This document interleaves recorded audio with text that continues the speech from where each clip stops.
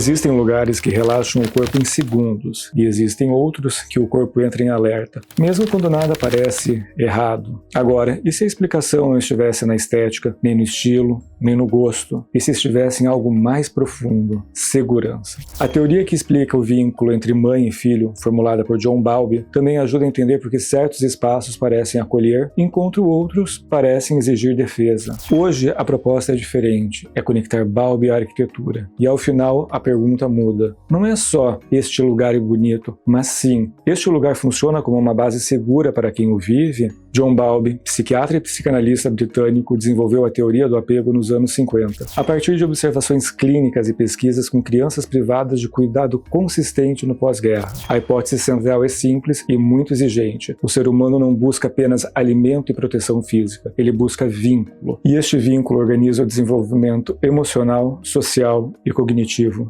Para Bowlby, o apego é um sistema biológico. Ele orienta comportamento de proximidade, busca de proteção e regulação do estresse. Quando a criança encontra disponibilidade consistente, forma o que chamamos de apego seguro, e é essa segurança que sustenta a exploração, aprendizagem, autonomia e capacidade de assumir riscos. Mary Ainsworth, colaboradora de Bowlby, aprofundou a teoria ao identificar padrões de apego: seguro, ansioso, evitativo e desorganizado. Cada padrão descreve uma forma de lidar com a proximidade, previsibilidade e confiança. Mas há um conceito que interessa muito a arquitetura. Base segura não é apenas uma pessoa, é uma estrutura de estabilidade, um referencial confiável a partir do qual o mundo pode ser explorado. Agora, uma ponte inevitável. Se o apego organiza nossa relação com pessoas, por que não organizaria também nossa relação com o espaço? Se ambientes modulam o estresse, orientam o comportamento, influenciam decisões e afetam o desempenho cognitivo, então podem operar com bases seguras ou como gatilhos de insegurança. E aqui, o projeto deixa de ser apenas forma e passa a ser também suporte cognitivo e emocional. Bowlby afirma que a criança explora o mundo quando sabe que pode retornar a uma base segura. Essa base não elimina o risco, ela reduz a sensação de risco. Ela diminui o estado de alerta constante e libera energia para aprendizagem, criatividade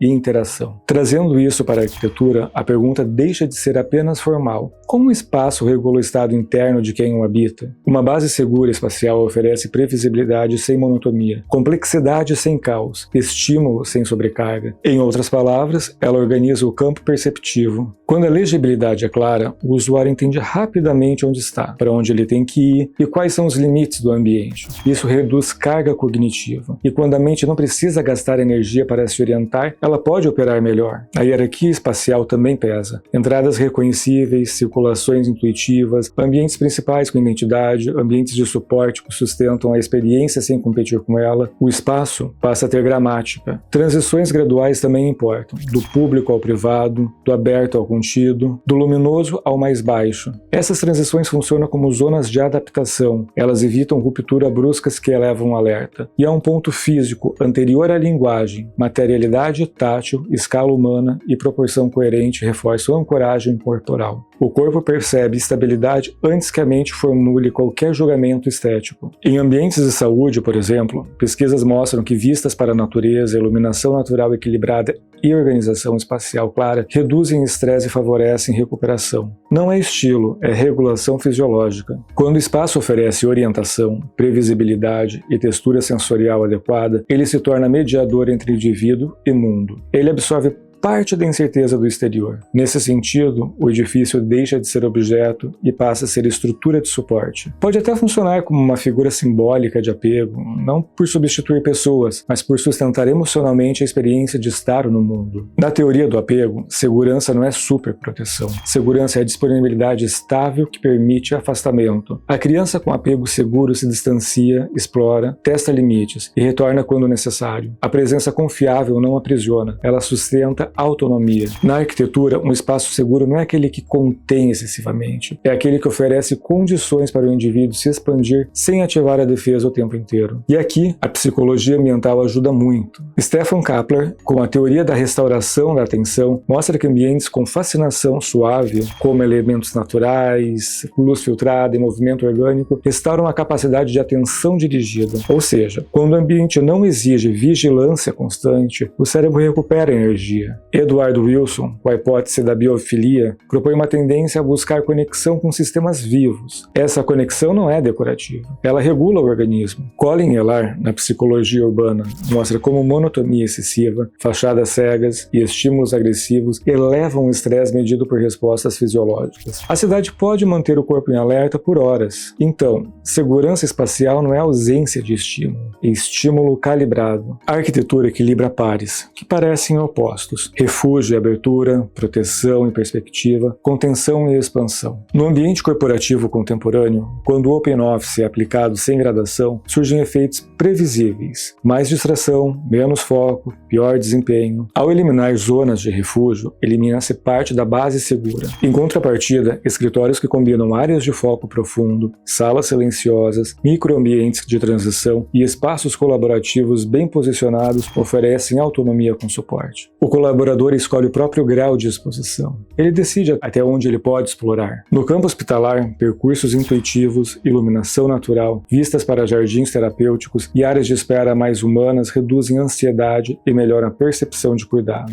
O paciente não se sente perdido dentro de um sistema técnico. Ele se sente orientado dentro de um sistema compreensível. Em ambos os casos, o princípio é o mesmo. O espaço sustenta o suficiente para que o indivíduo assuma riscos controlados, seja tomar uma decisão ou enfrentar um procedimento, seja negociar, se concentrar ou somente descansar. Os estilos de apego descritos por Bowlby e Emsworth não são apenas categorias clínicas. Eles descrevem modos de lidar com previsibilidade, proximidade e controle. E a arquitetura ensina essas variáveis o tempo todo. Um espaço ansioso é aquele que não permite repouso perceptivo. Excesso de estímulos, contrastes abruptos, ruído visual, iluminação agressiva, ausência de hierarquia. O usuário permanece em microalerta. Em termos cognitivos, o ambiente exige esforços contínuos. Aquilo que Daniel Kahneman descreve como o maior acionamento do sistema 2, vigilância, correção, controle. Por exemplo, hospitais com sinalização confusa, aeroportos com fluxo mal resolvidos, escritórios com estímulos sonoros permanente. O corpo fica ativado, a experiência fica defensiva. Um espaço já evitativo pode ser impecável na forma e distante na experiência. Minimalismo excessivamente abstrato, escala monumental sem mediação humana, materiais frios e ausência de narrativa simbólica. O resultado é um lugar que impressiona, mas não ancora. A forma se impõe, mas não acolhe. Em algumas sedes corporativas, por exemplo, a busca por imagem institucional produz edifícios que comunicam poder, mas não pertencimento. A marca se sobrepõe ao cotidiano humano. O espaço desordenado aparece na fragmentação. Circulações que se cruzam sem lógica, ausência de eixo estruturador, sobreposição de linguagem sem síntese. Aqui o problema não é excesso nem frieza, é incoerência. Christopher Alexander defendia que ambientes vivos têm uma estrutura de centros interrelacionados. Quando essa estrutura não existe, o espaço perde legibilidade profunda. Ele não conta uma narrativa. E então, chegamos ao espaço seguro. Ele não é simplista, nem monótono, ele é coerente. Peter Zumthor descreve a atmosfera como a qualidade emocional imediata de um lugar. Essa atmosfera não nasce de ornamento, mas da consistência entre proporção, materialidade, luz e silêncio. Na prática, isso significa entradas inequívocas, gradientes claros entre público, semipúblico e privado, luz natural como elemento estruturador, materialidade que dialoga com a memória e contexto, circulações que contrapõem narrativa espacial. Em um hospital de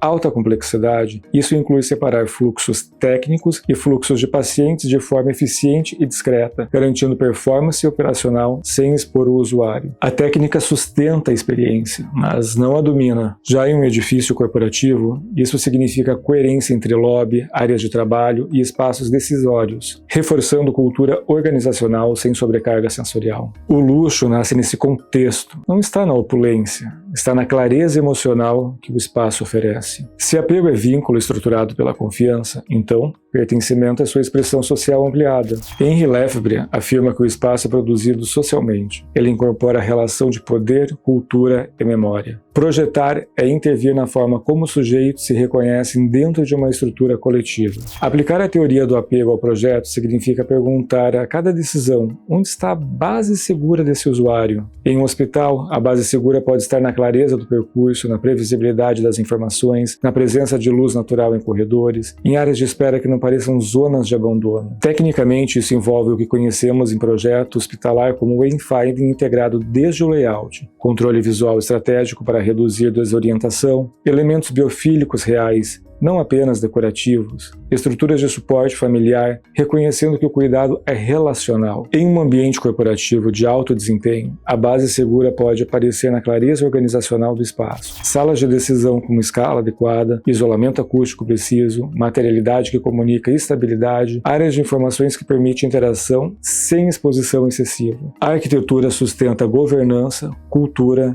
e performance. Já Christian Schulz falava do habitar como enraizamento existencial. Pela lente do apego, habitar é confiar que o espaço sustenta a vulnerabilidade. Projetar, então, deixa de ser apenas resolver problema, passa a ser redesenhar estruturas de confiança. A teoria do apego fala em segurança emocional. A arquitetura pode oferecer ou negar essas seguranças. Espaços influenciam comportamento, desempenho e bem-estar. A arquitetura não é só forma no espaço, é uma estrutura invisível que molda nosso vínculo com o mundo. Talvez uma das tarefas mais finas do arquiteto seja projetar bases seguras para que as pessoas explorem suas possibilidades com maior autonomia e menos defesa. E agora me conte, qual lugar você visitou que te dá maior sensação de pertencimento? Não precisa ser um lugar de trabalho ou um hospital. Me fale você. Às vezes é a casa da gente, a casa dos avós, a casa de um amigo, a escola. Deixa nos comentários. Se a proposta é aprofundar a conversa entre psicologia ambiental e arquitetura de alto desempenho, acompanhe o canal.